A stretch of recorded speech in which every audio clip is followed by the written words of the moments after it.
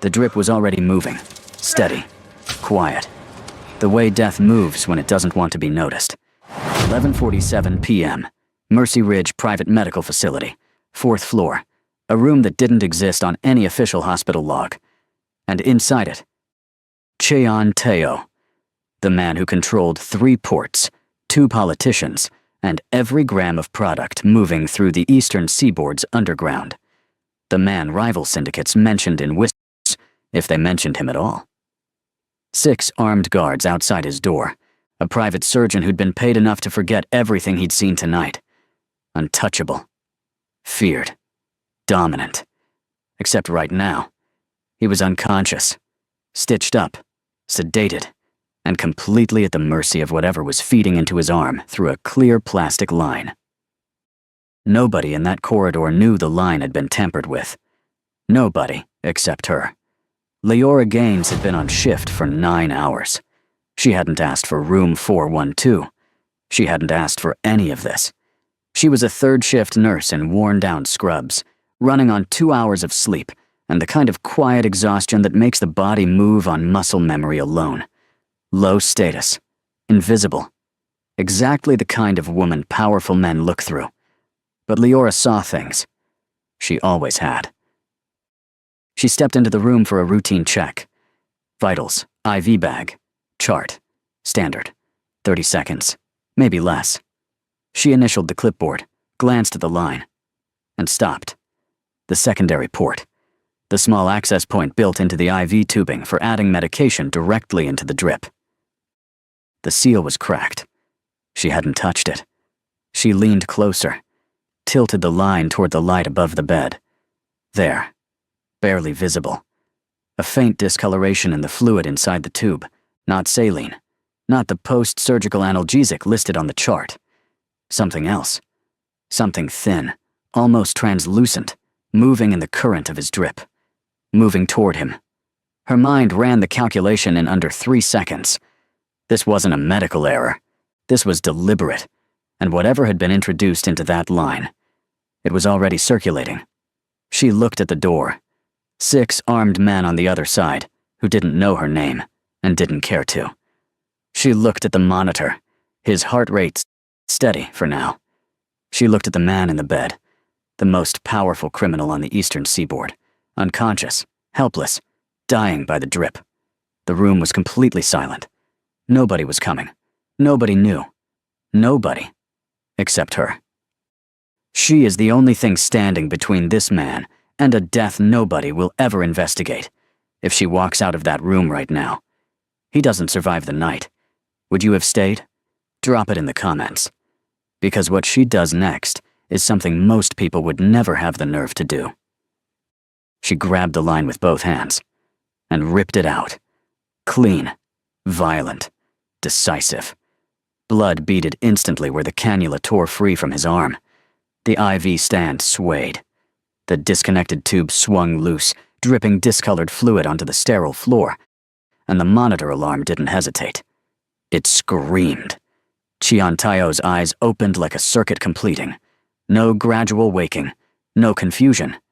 Pure, immediate threat response. The kind of reflex that doesn't care about surgical pain or sedation, only danger. The door exploded inward before the alarm finished its first cycle. 2 men. Weapons half-drawn, eyes locked on Leora like she was the threat. She held the disconnected line up. Steady, direct.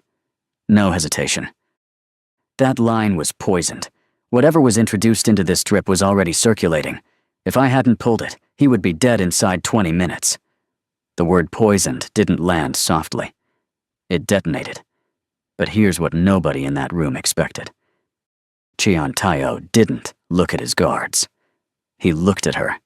Straight. Calculating. The sedative still burning off behind his eyes. His jaw locked against the pain of ripped stitches and adrenaline, and the dawning understanding that he'd come within minutes of dying in a room full of men who were supposed to protect him.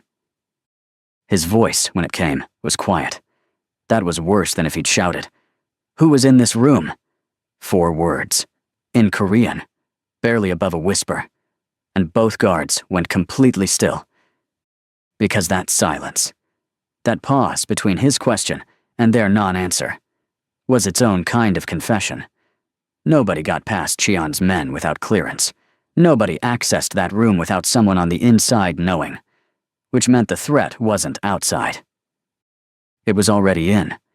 Leora watched his face as that realization moved through him, watched the calculation, watched the rage compress itself into something colder and more dangerous than rage ever is. But that wasn't even the most shocking part. When Sora, Cheon's intelligence operative, pulled in through the side entrance, ran the toxicology sample from the disconnected line 20 minutes later, the result confirmed what Leora had already known from the moment she saw the discoloration. The compound in that line was not available through any hospital supply chain. It was black market, precise, untraceable without the right knowledge. Whoever did this, Sora said quietly, setting the result on the table, knew exactly what they were doing, and they knew exactly which port to use. Cheon said nothing. He was already looking at Leora. Not with gratitude. Not yet. With the look of a man who understood that the woman who just saved his life knew far more than a third-shift nurse had any reason to know. The attacker was inside his circle. The poison was confirmed. And the only person in that room he hadn't yet accounted for was her. The tension doesn't drop from here. It doubles. Because Cheon Tayo just realized two things simultaneously. Someone inside his organization tried to kill him, and the woman who stopped it is not who she claims to be. Stay with this story. It's about to go somewhere most people never see coming. Nobody moved. That was the thing. 6 armed men trained to react to any threat in under 2 seconds. And not one of them moved. Because Cheon Tayo's question was still hanging in the air. Who was in this room? And the silence answering it was louder than anything a gun could produce. Cheon didn't repeat himself. Men like him never did. He sat up against the pane, stitches pulling, jaw locked, and looked at each face in that room the way a judge looks at a verdict he already knows is wrong. One by one, slow, his second guard, a man named Gino, broke eye contact first. That was the tell. Cheon registered it, filed it, said nothing. But that wasn't even the most shocking part. Before anyone could speak, the lights died. Not a flicker. A full, decisive blackout. The kind that doesn't happen by accident in a private medical facility running on independent generators. 4 seconds of total darkness. Then the backup power kicked in and bathed the entire 4th floor in red emergency light. And from down the corridor, 3 sounds, back to back, shouting. A crash. Then the compressed, unmistakable pop of a suppressed weapon. The Beck Syndicate strike team was already inside the building. This was the moment that would later be known as the second wave. And nobody in that room had seen it coming. Cheon's men fractured immediately, 2 to the door, 1 to the window. Gino reached for his radio and couldn't get a signal. The room became noise and motion, and the specific kind of controlled panic that trained men get when the plan they prepared for stops matching the situation in front of them. Cheon tried to stand. Leora stopped him with one hand flat against his chest. "You move. That incision tears open and I cannot help you." He looked down at her hand, then up at her face. He sat back down. At this point, you're probably thinking, why would the most feared man on the eastern seaboard take an order from a nurse he met 11 minutes ago? Because Cheon Tayo was many things. But he was not stupid. She had already been right once tonight. The corridor outside was now a war zone. The strike team, 4 men, hospital scrubs, falsified credentials, had cut the power and were moving floor to floor. The IV poison had been phase 1. This was phase 2. They didn't just want Cheon slowed down. They wanted him confirmed dead. And the only person in that room thinking clearly enough to stop that from happening was the one person nobody had bothered to look at twice. She wasn't done saving his life yet. "Stairwell B," Cheon said. Not a question. A calculation delivered as a statement. His men knew the extraction protocol. Black SUV at the rear loading dock. 2 minutes from ignition to clear. Problem was the 3 flights between them and the ground floor. "Can you walk?" Leora asked. A pause that cost him something real. "I will walk." She didn't congratulate him on that. She was already moving. Pulling a sealed IV bag from the crash cart, rigging a portable gravity drip, checking the line twice before connecting it. She'd been doing this for 9 years. Her hands didn't shake. However, what she did next surprised everyone in that room. She looped his arm over her shoulder. Not a guard. Not one of his men. Her. Cheon said nothing, but something shifted in the set of his jaw. The specific expression of a man recalibrating a situation he thought he already understood. They moved. 1 guard on point. 1 covering the rear. Cheon's weight against Leora's shoulder. Substantial. Deliberate. Every step a negotiation between his body and his will. The red emergency lighting painted the stairwell in long shadows.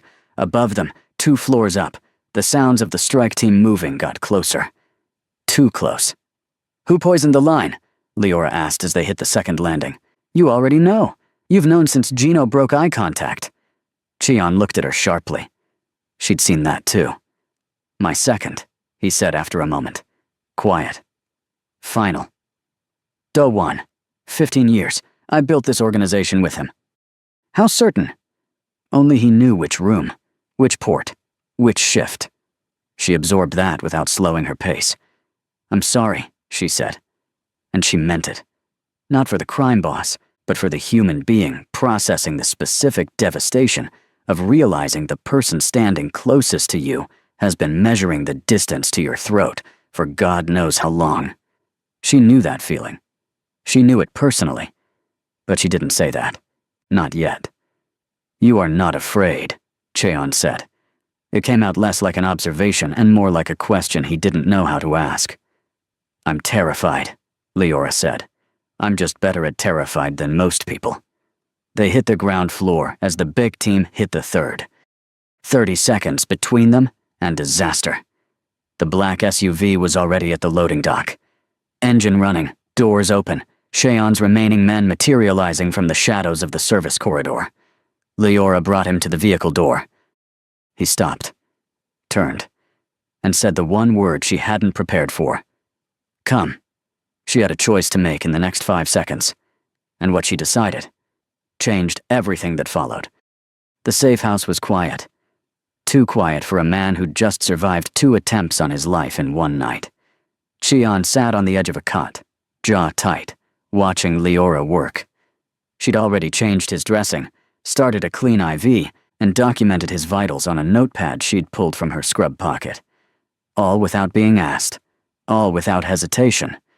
That bothered him more than the pain. People who moved that efficiently in chaos weren't reacting. They were executing. And there was a difference. One Cheon Taiyou understood better than most. "You've done this before," he said. "Not a question." "I'm a nurse," she said flatly. "This is what I do." "Not this," he said. "All of it. The stairwell, the extraction, reading the room before any of my trained men did." She didn't answer right away. And that pause, that single, loaded pause, told Cheon everything. He leaned forward despite the pain. "Who are you, Leora Gaines?" She capped the medical marker, set it down carefully. Then she looked at him with the kind of steadiness that doesn't come from confidence. It comes from having already decided, long before this moment, exactly how far she was willing to go. "Someone who needed you alive," she said, "for reasons that have nothing to do with medicine." The room went absolutely still. That was the moment. The one that would later split this entire story into before and after. Because Cheon Taiyou had been lied to by professionals his entire career. Politicians, lawyers, men he'd trusted with his life. But he had never, not once, heard a truth land quite like that. And the worst part? He still didn't know what it meant. She just told a Korean Mafia boss, to his face, that she had a personal reason for keeping him alive, and he didn't throw her out. Think about that. Drop a comment right now. Do you think she's playing him, or is she the only real one in that room? Because the answer changes everything about what happens next. Cheon didn't sleep that night. He had Sora pull Leora's full background before dawn. Not the surface file, the deep one. Employment records, family history, every address she'd lived at in the last 15 years. What Sora brought back stopped him cold. 11 years ago, a woman named Celestine Gaines, Leora's older sister, had been the lead witness in a federal racketeering case tied directly to a Korean organized crime network operating out of Baltimore. Celestine had documented everything. Payments, meetings, shell accounts. 18 months of evidence assembled with the precision of someone who knew exactly what she was building and exactly what it would cost her. She never made it to the stand. Her death was ruled accidental. The case collapsed without her testimony.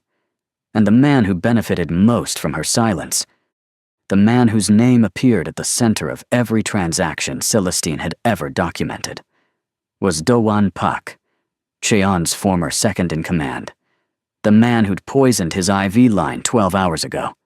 Sora set the file on the table without a word. Cheon read it twice. Then he sat back and looked at the ceiling for a long time. At this point, you're probably thinking, this was just a coincidence. Wrong hospital, wrong shift, wrong room. But there are no coincidences in a story like this. Leora Gaines had requested a transfer to Mercy Ridge 9 months ago. She had specifically requested the 4th floor rotation. She had been waiting, methodically, patiently, for the moment Do-won's world and Cheon's world would collide inside that building. She hadn't saved Cheon out of instinct. She had saved him out of strategy. However, what Cheon didn't know yet was that her strategy had a cost she hadn't told him about, and that cost was about to walk through the door. Cheon called Leora into the room. He didn't raise his voice. He didn't need to. He simply placed Sora's file on the table between them, opened to the page with Celestine's name, and waited. Leora looked at it. Then she looked at him, and she didn't deny a single word. "You came for Do-won," Cheon said. "Yes." "You knew he was my second." "Yes." "And you arranged to be in that hospital because you knew the ambush was coming." She didn't flinch. "I knew someone inside your organization was feeding intel to the Beck Syndicate. I didn't know the target. I only knew it would happen at Mercy Ridge, because that's where your organization routes emergency care. My sister spent 18 months documenting that before they killed her." The silence after that sentence was the heaviest silence in the room all night. Cheon studied her face the way he studied everything, looking for the crack, the tell, the place where the performance broke down. There was none. "You saved my life to get to him," he said. "Yes, but the poison in that line would have killed anyone. I pulled it because it was wrong, not only because it was you." "That's not a full answer." "No," she said quietly, "it's not." But that wasn't even the most shocking part. Because right then, before Cheon could respond, Sora walked back in with a second file, thinner, newer, pulled from a federal database contact she'd burned a 3-year favor to access. She set it down without expression. Do-won hadn't just run. He'd already made a move. And that move had Leora's name written all over it. The file told a story nobody in that room was ready for. Do-won Pak had contacted a federal task force, the same team that had been building a RICO case against Cheon's organization for 3 years. He wasn't running from the law. He was using it. He'd offered to turn state's evidence, not against himself, against Cheon. And as his opening gesture of good faith, he had handed them one name: Leora Gaines, a black nurse with a documented personal vendetta, currently residing inside a known organized crime safe house, with no record of coercion and no official report filed at the hospital she'd fled. On paper, she didn't look like a woman who had saved a life. She looked exactly like a mob asset who'd been placed inside that hospital on purpose. Do-won hadn't just poisoned an IV line, he had built a second trap. Cleaner, slower, and far more dangerous than the first. One that used the federal government as the weapon. At this point, you're probably thinking, surely Cheon would protect her. He owed her his life. But protection inside a Mafia organization isn't simple. Every move Cheon made on her behalf now created a paper trail. Every resource he spent tracking Do-won was a resource that could be logged, flagged, and handed to a federal prosecutor who was already looking for exactly this kind of evidence.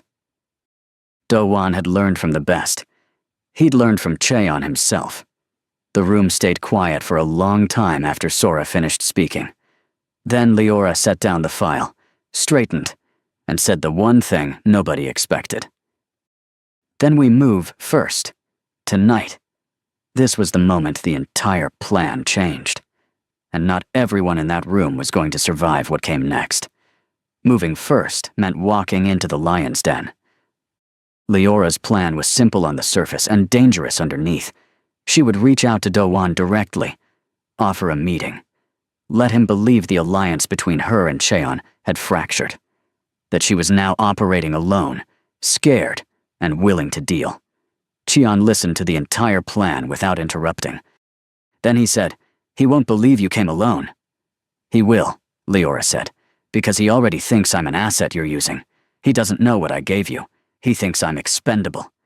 And expendable people get desperate. Desperate people make contact." Cheon studied her. "You'd walk into a room with the man who had your sister killed. I've been walking toward that room for 11 years. There was nothing left to argue. Cheon made 2 calls. The meeting was set at a private dining room inside a restaurant Do-won controlled on the waterfront. Neutral enough to seem safe, controlled enough to feel like a trap. Except Do-won thought he was setting it. He wasn't. Leora walked in alone. No wire, no weapon. Just 11 years of patience and a USB drive already in transit to a federal prosecutor in the Southern District of New York. Sent 40 minutes before she sat down. Do-won Pak was smaller than she'd imagined. Composed. Polite. The kind of dangerous that wears a gray suit and offers you sparkling water before it destroys you. "Leora Gaines," he said. "I wondered when you'd surface. You paid Judge Reinhold $42,000 to bury my sister's case," she said. "Every transaction, every meeting, every account. It's already gone." The composure cracked. Just slightly. But enough. And that crack, that single fracture in Do-won Pak's carefully constructed face was the moment Leora Gaines had been waiting 11 years to see. However, what happened in the next 60 seconds made everything before it look like a warm-up. She walked into that room alone. No backup, no weapon. Just truth and 11 years of waiting. If this story has you locked in, you already know this channel doesn't play games. Hit subscribe right now, because what Do-won does when that composure fully breaks is something you cannot afford to miss. And the people who aren't subscribed won't see it coming. The door opened. Cheon Tayo walked in. Do-won's eyes moved between them. The boss he'd tried to poison, and the nurse he'd tried to frame. And in that single moment, the full architecture of what had been built against him became clear. He'd miscalculated. Not once. Twice. He'd underestimated Leora when she was just a nurse. Then he'd underestimated her again when he thought she was just a pawn. Both mistakes had led him here. To a table he thought he'd set, inside a trap he thought he'd built, facing 2 people he'd written off as manageable. Do-won was many things, but he wasn't a man who fell apart in public. "This changes nothing," he said quietly. "The federal case is already open. Whatever you've sent. It takes time. I still have leverage." "You had leverage," Cheon said, "before tonight." What followed wasn't loud. There were no raised voices, no dramatic threats. Just the specific, suffocating silence of a man realizing that every exit he'd built for himself had already been closed. Not by force, but by 2 people who had trusted each other just enough to outthink him. But that wasn't even the most important thing that happened in that room. The most important thing was what Cheon did after Do-won was taken out by his remaining men. He turned to Leora, and for the first time since the hospital, since the IV line, the stairwell, the safe house, all of it, he didn't look at her like a variable he was still calculating. He looked at her like someone who had earned something real. "Whatever you need," he said simply, It's done. She nodded once. No celebration. No relief. Because both of them knew. Do-won being cornered wasn't the end. It was the moment the real danger began. Cornering Do-won was supposed to be the hardest part. It wasn't. The hardest part came 40 minutes later, when Sora's phone lit up with an intercept from a federal field office in Baltimore. A communication that had gone out 6 hours before the restaurant meeting even happened. Do-won had anticipated them. Not the meeting specifically, but the direction. Pressure. He'd read the board 3 moves ahead and made a counter move so precise it was almost beautiful. The kind of move a man makes when he knows the walls are closing and decides to become the wall himself. He hadn't just offered the federal task force Leora's name.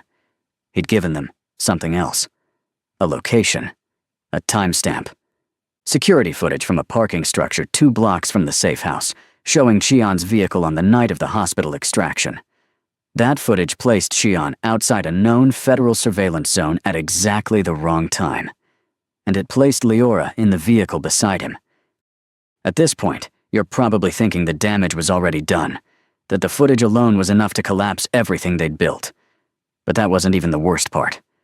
The worst part was the source Do-won had used to pull that footage. It wasn't a street camera. It wasn't a traffic system. It was an internal feed.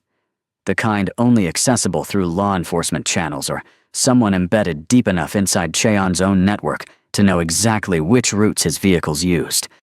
Sora read the intercept twice. Then she looked up. "There's still someone inside," she said. "Someone we haven't found." The room went cold.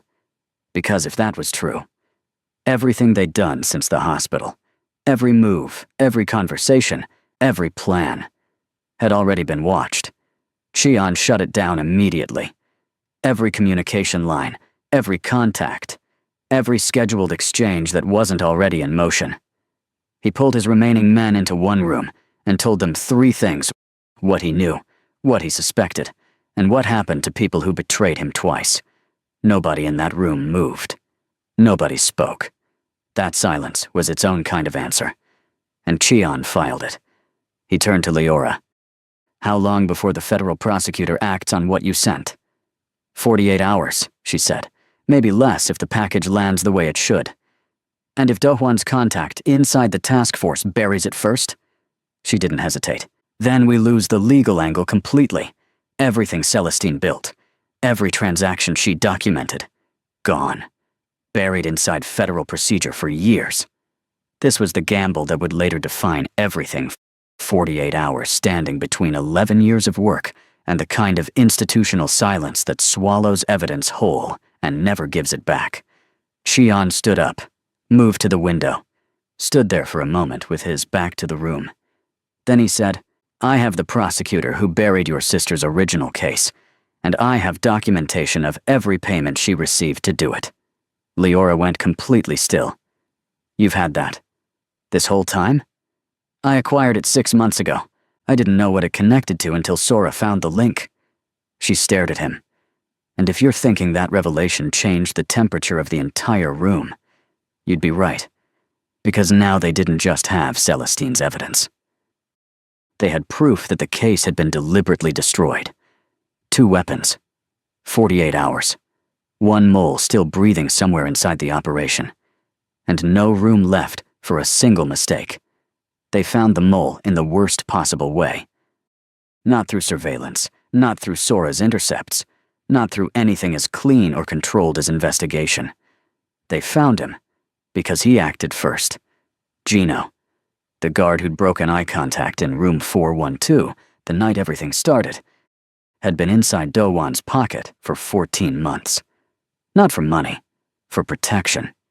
His younger brother had debts attached to the Beck Syndicate, and Do-won had offered a simple exchange. Information for immunity. 14 months of feeding locations. Routes. Safe house rotations. Every move Xi'an's organization had made since the hospital. Gino had already reported it. But that wasn't even the part that sealed his fate. The part that sealed it was what he did with 36 hours left on their window. He took Sora. Not loudly. Not violently. He simply offered to drive her to a secondary location for a equipment pickup. A routine run, nothing unusual. And 2 miles from the safe house, he stopped the car. Sora survived. Barely. She made it back on foot, one hand pressed to a cut above her eye, and delivered her report without sitting down. Because sitting down would have meant admitting how close it had been. Cheon listened to every word without expression. Then he looked at the space where Gino had been standing an hour ago. He knew the 48-hour window, Leora said. He knew about the prosecutor. He knew about the footage counter. All of it. Yes, Cheon said. So Do-won knows we're out of time. Yes. She straightened. Then we don't wait for the window. We close it ourselves. Tonight. This was the decision that sealed every outcome that followed. And not all of those outcomes looked like victory. There was no second meeting request. No negotiation. No back channel. Leora simply walked into the federal field office in Baltimore at 9 p.m. and asked to speak with the lead prosecutor on the Cheon Tayo RICO case. The receptionist told her to take a seat. She sat for 4 minutes. Then a woman in a dark blazer appeared in the doorway. Prosecutor Ren Hadley. And the expression on her face told Leora everything she needed to know. Hadley already knew who she was. Do-won had made sure of that. But what Do-won hadn't accounted for, what he had never once considered in all his careful, precise planning, was that Leora hadn't come to defend herself. She'd come to deliver. She placed 3 items on the table in the interview room. The USB drive containing Celestine's full 18 months of documented evidence, a second drive containing Cheon's documentation of every payment made to Judge Reinhold to bury the original case, and a printed intercept pulled by Sora from the federal database contact, showing Do-won's direct communication with a task force insider, time-stamped 6 hours before the restaurant meeting. Hadley looked at all 3 items without touching them. You understand, she said carefully, that bringing this here doesn't automatically protect you. I'm not here for protection, Leora said. I'm here because my sister spent 18 months of her life building something that was stolen from her, and the person who stole it has been using federal infrastructure to keep it buried. Hadley picked up the first drive. That was the moment. The one that would later be recognized as the turning point of the entire case, when 11 years of silence finally broke in the right direction. But here's what nobody outside that room knew. While Leora sat across from Hadley, Cheon's remaining men had already moved on Do-won's last known location. Not to eliminate him, to deliver him, physically, with documentation attached, to a separate federal contact Cheon had cultivated for exactly this kind of moment. 2 simultaneous moves, one legal, one not quite, both aimed at the same target. Do-won Pak was taken into federal custody at 9:14 p.m. He didn't resist, because by then, every exit had already been closed. Not with force, but with patience, strategy, and the kind of precision that only comes from someone who had spent 11 years preparing for exactly this night. And the person who had engineered every single second of it wasn't in the room when it ended. She was already gone. By morning, the 4th floor of Mercy Ridge Private Medical Facility was a federal crime scene. 2 members of the Beck strike team were in custody. The 4th floor was cordoned off. A nurse named Leora Gaines was listed in the incident report as missing. Her car still in the parking structure, her locker untouched, her name attached to a case nobody in that building fully understood yet. What the official report didn't mention. Do-won Pak was processed and charged on 4 federal counts before sunrise. Judge Reinhold resigned by 8 a.m. quietly, with no public statement, the way people resign when the alternative is worse. The RICO case against Cheon Tayo was reviewed, stripped of its primary witness, and closed within 72 hours. Insufficient evidence, compromised sourcing, a prosecutorial record that no longer held weight. And Celestine Gaines's documentation, 18 months of work that had cost her everything, was formally entered into the federal record. 11 years late, but entered. At this point, you're probably expecting the story to end with a celebration, a moment of relief, something that feels like a clean finish. Instead, Leora sat alone in a parking structure 3 blocks from the courthouse and let the silence do what silence does after something enormous finally stops moving. She didn't cry. She didn't call anyone. She just sat with it. With Celestine, with the 11 years, with all of it, and let herself feel the specific weight of a thing finally being done. Her phone buzzed once. An unsaved number, 2 words. It's done. She looked at the message for a long time.